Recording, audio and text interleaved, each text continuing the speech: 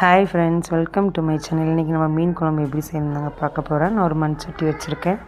நல்லா காஞ்சதும் எண்ணெய், கடுகு பொரிஞ்சதும் பச்சை மிளகாய், கருவேப்பிலை, நசுக்கி வச்ச பூண்டை சேர்த்துக்கிறேன். அதெல்லாம் நல்லா வதங்கட்டும். வெந்தயம் ஒரு டேபிள் ஸ்பூன் சேர்த்துக்கிறேன். சின்ன வெங்காயத்தை நல்லா நான் நசுக்கி எடுத்து வச்சுருக்கேன், அதையும் சேர்த்துக்கலாம். இது நல்லா வதங்கட்டும். நல்லா வதங்கட்டும். தக்காளி 3 தக்காளி நல்லா அரைச்சி எடுத்துருக்கேன், அதையும் சேர்த்துக்கலாம். தனியாத்தூள், மிளகாய்த்தூள் நல்லா சேர்த்து நல்லா வதக்கிக்கலாம்.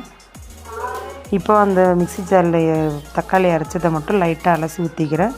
1/4 டேபிள் ஸ்பூன் மஞ்சத்தூள் சேர்த்து நல்லா கலக்கிட்டு புளி கரைசல் சேர்த்துக்கலாம். உங்களுக்கு உப்பு காரம் தேவையான அளவு சேர்த்துக்கோங்க.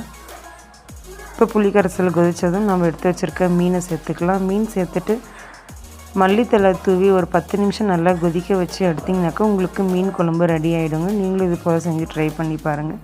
மறக்காமல் எங்களோட சேனலை சப்ஸ்கிரைப் பண்ணுங்கள்.